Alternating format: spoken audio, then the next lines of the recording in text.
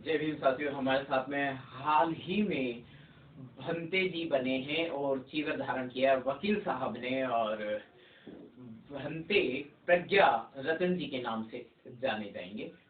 मैं भंते जी से समाज के लिए, व्यक्तिगत जीवन के लिए, लोकल पर्सन के लिए मार्गदर्शन लेना चाहूँगा। हमारे दर्शकों को थोड़ा मार्गदर्शन दें। नमो बुद्धाय, जय भीम। मैं देशवासियों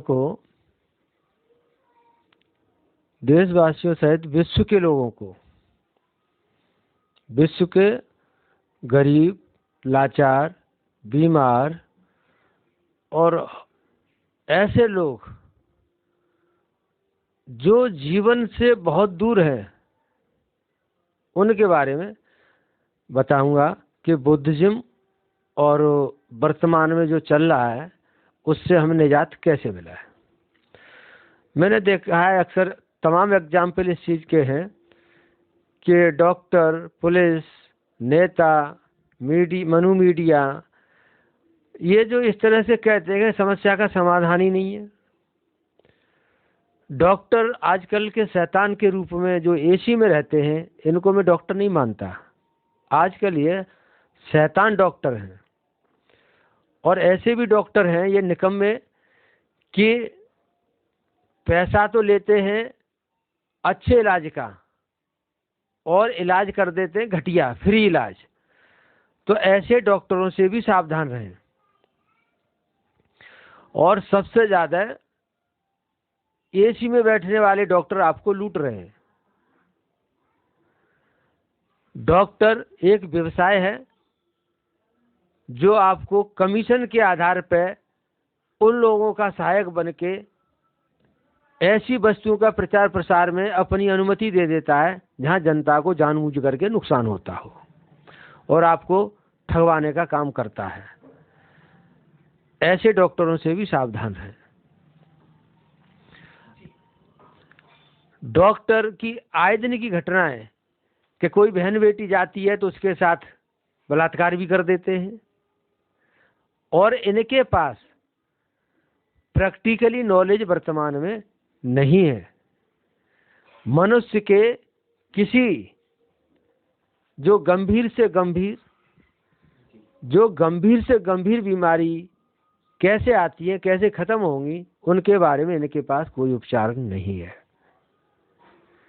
बहुत से लोग कैंसर से मर जाते हैं, बहुत से लोग दवाई खाते खाते मर जाते हैं और डॉक्टर मना भी नहीं करता।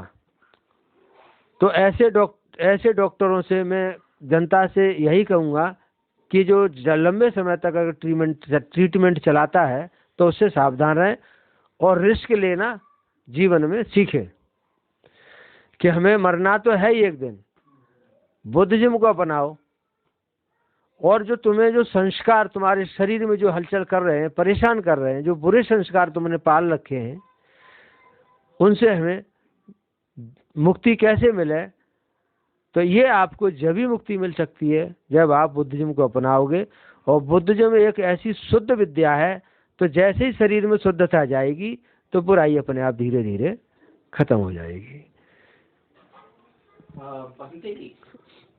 एक चीज और बोल रहा था मैं, और यहाँ पर ये भी कहूँगा मैं कि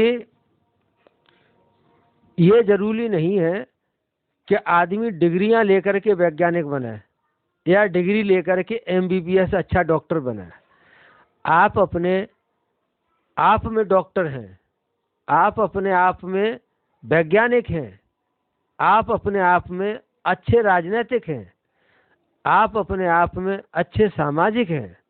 लेकिन आपको अपने अंदर 3.5 हाथ की काया में झांक करके देखना होगा और अपने आप को उस काबिल बनाना होगा। ज़्यादा से ज़्यादा आपको कोई रास्ता बता सकता है, चलना आपको स्वयं पड़ेगा। ये बुद्धिज्म की सबसे बड़ी देन है।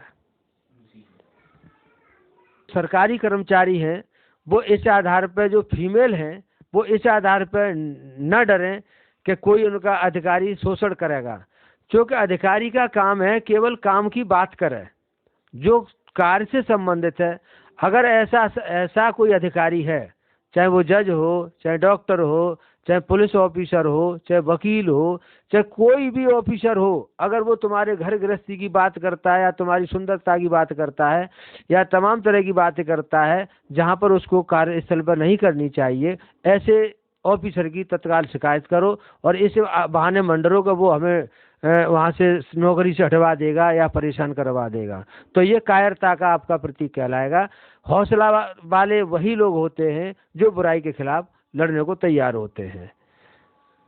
जो लोग महिला है, कई बार देखा जाता है कि जब शिकायत देने थाने में जाते हैं तो महिला पुलिस कर्मी वहाँ मौजूद होते हैं, चाहे वो उच्च अधिकारी के रूप में हो, चाहे किसी भी रूप में हो। हमारे पास लाइव वीडियोस भी मौजूद हैं क्योंकि हम मीडिया से हैं तो जगह जगह जाते हैं, देखते हैं। पुलिस वाले यानी मेल पुलिस कर्मी, दिल्ली का हो, उत्तर प्रदेश का हो, राजस्थान का हो, कहीं का भी हो, वो महिलाओं के सामने गाली गलौज करता है, वो शैतानगिरी करते हैं। उसको नहीं पता ये अपराध है, ये एक मतलब साधु संगत बात नहीं है, मतलब एक अच्छी बात नहीं है, ये कतई अच्छी बात नहीं है।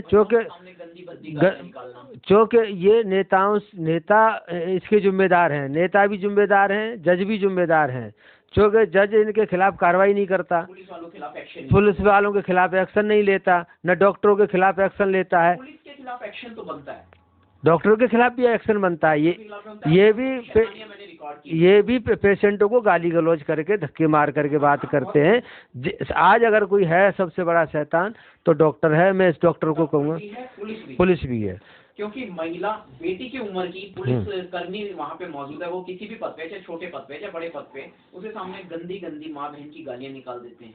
तो ये उनके ब्लड गंदे हैं क्योंकि उन पर नेताओं का पहनी हुई है उस दौरान भी, और वो उसका दुरुपयोग करते हैं। हाँ, अपने पद का दुरुपयोग करते हैं। तो और जनता ले सकती है, महिला एक्शन ले सकती है, परंतु जज वो डरती है, परंतु जज उनकी हेल्प नहीं करता।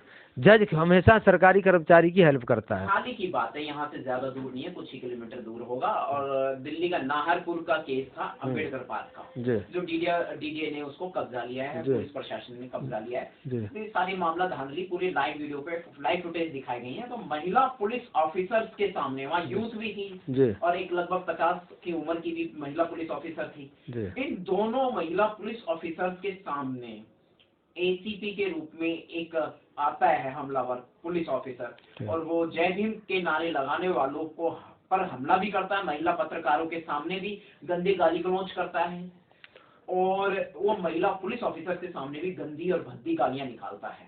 मेरी समझ में ये बहुत ही ये सब बीजेपी और आरएसएस की देन है कि वो बुराई को बढ़ावा दे रहे हैं, और इसमें जो है आतंकवादी रूप से जो जज लोग हैं वो बुराई के खिलाफ कोई कार्रवाई नहीं करते। इस वजह से उनका जो भाव बढ़ा हुआ है। नहीं तो जनता में जो दहशतगर्दी, खासकर दलितों में जो दहशतगर्दी फैलाई जा रही है वो इसी का रूप है। अच्छा, एक बात और देखने में आती है कि जो जर्नल लोग होते हैं, SC ST OBC माइनॉरिटीज के अगेंस्ट, वो भी काफी गंदा भद्दा माहौल तैयार होते हैं। उनके दिमाग में ये आरएसएस के लोग, बीजेपी के लोग जानबूझ करके ये चीज़ें पैदा करते हैं, और वो हमारे ही खिलाफ जो है हमारे ही लोगों को खड़ा कर देते हैं। वो इस चीज़ को समझ नहीं पाते कि आखिर हम अपने भाई के खिलाफ क्यों लड़े। अपने कितने % लोग एक्टिव होंगे इस समय SC ST OBC minorities, converted मुस्लिम है, कन्वर्टेड क्रिश्चियन है? अगर मैं नहीं मानता हूँ कि इस समय अगर 50% भी एक्टिव होते तो बहुत बड़ी 10 नहीं है। मेरे ख्याल है जहाँ तक 5% भी मेरे को कम ही लग रहे हैं। महिलाओं को डरा सा सहमा सा रहना पड़ता है, ऐसे गंदे बंदे डॉक्टर, पुलिस वाले, टीचर्स इस तरह का दुर्व्यवहार जब करते हैं। ये मानसिक रोग पैदा किए जाते हैं, मानसिक रोग पैदा किए जाते हैं। जैसे कोरोना का डर दिखा करके मानसिक रोग पैदा किया जा रहा है, और उसकी आड़ में डॉक्टरों ने कितनी जनता को मार दिया, मनमानी करी, मारने का कारण, और उनसे रुपए भी, फिजिकल पार्ट भी निकाल करके बेच दिए। तो इससे बड़ा शैतान और कौन हो सकता है। मैं तो कहता हूँ कि जनता को लठ उठा करके उनको हॉस्पिटलों में तोड़ना चाहिए। सीधे क्रिमिनल हो गए, ये तो बहुत बड़े क्रिमिनल हैं। सारी क्रिमिनल हैं ये। 11 प्रकार के लोग मैंने क्रिमिनल को ही श्रेणी में रख दिए हैं। जिनके हाथ में प्रशासन है वो सबसे बड़े आतंकवादी हैं। चूँकि मैं जब देखता हूँ कोर्ट के माध्यम से, इतने एग्जाम्पल है मेरे पास, तो जज है, जज के भी एग्जाम्पल ऐसे हैं कि वो भी लड़कियों को छेड़ देते हैं, अपनी क्लर्कों को छेड़ देते हैं, पुलिस भी छेड़ देते हैं, वकील भी हैं, एक आध वो भी हैं। तो जो इस तरह के लोग हैं, तो जब ऊंची कुर्सी पे जो लोग बैठे हैं उनका असर नीचे वालों पर भी आता है। एक चीज और, महिला जज को भी मैंने पुलिस से डरते और सहमते हुए देखा है, क्योंकि वो रिश्वतखोर है।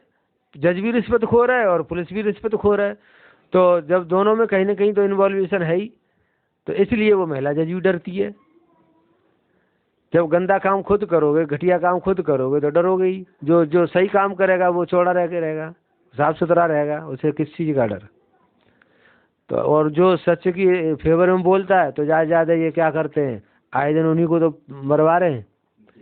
ये बीजेपी वाले मनु मीडिया मनुवादी लोग क्या करते हैं कि कभी 50 करोड़ का इनाम रख देते हैं किसी पे, कभी अभी राजेंद्र पाल गौतम जी ने भाई 22 प्रतिज्ञाएं ली थी, और वो तो भाई अच्छी प्रतिज्ञा थी।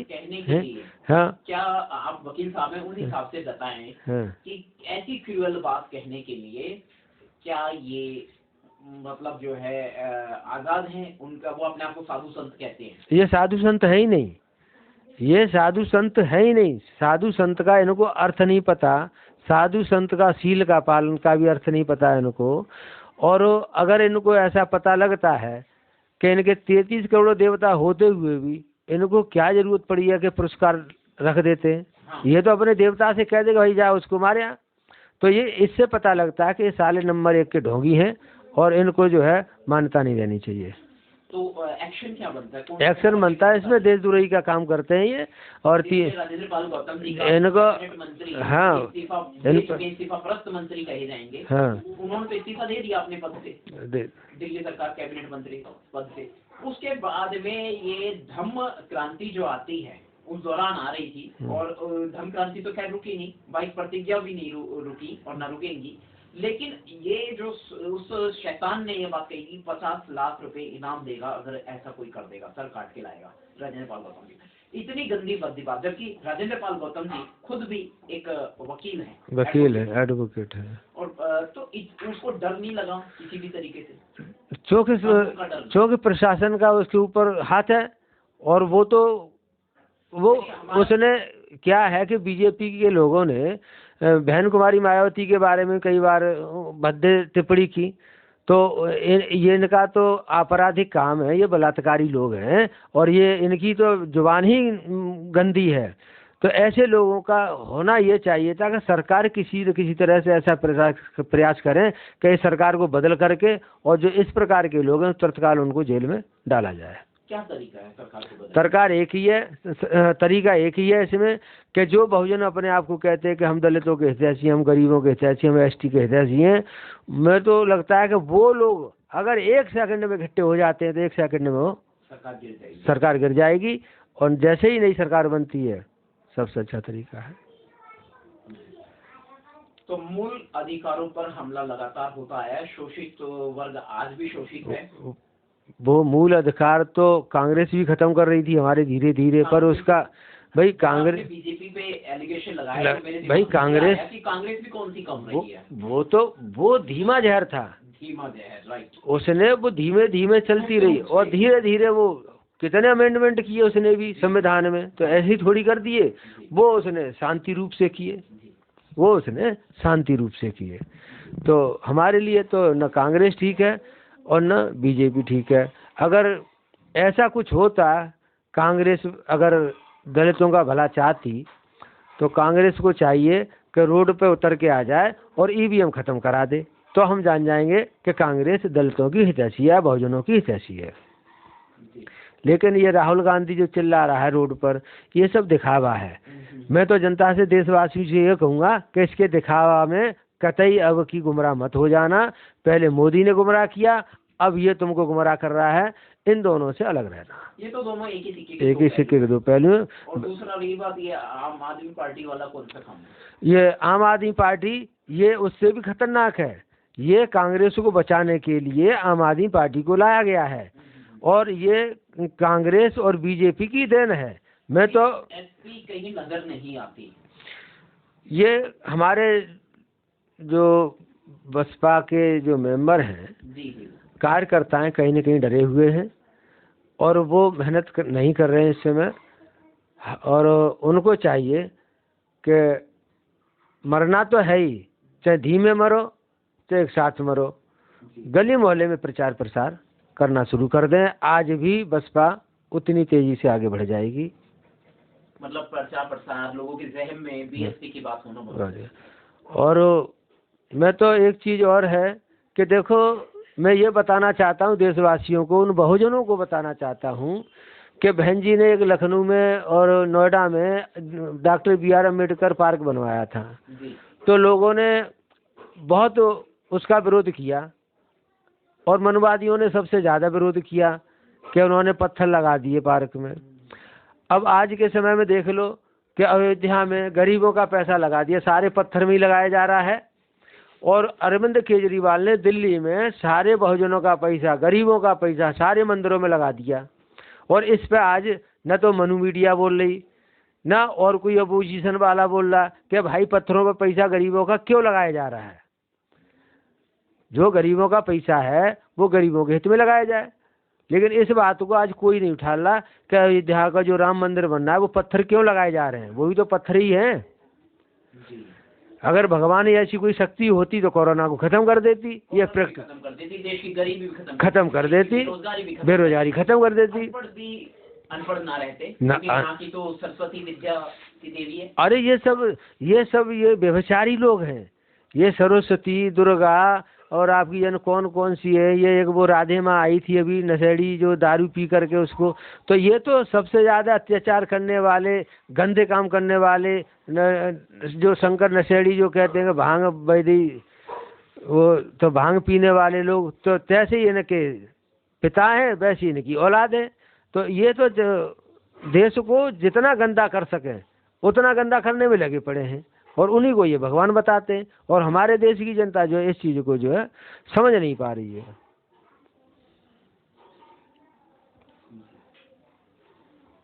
मीडिया नेता और आपका पुलिस कर्मी और व्यवसायी लोग जो धन्ना सेठ हैं वो सब मिल करके ये मिले हुए हैं, घुले मिले हुए हैं और इसका रिजल्ट भारत में निकल के आ रहा है।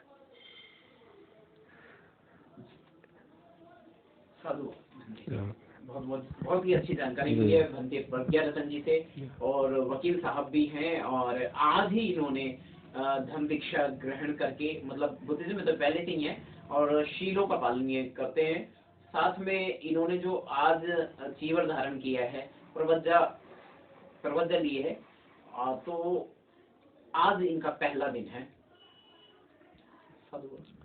मंगल हो, कल्याण हो।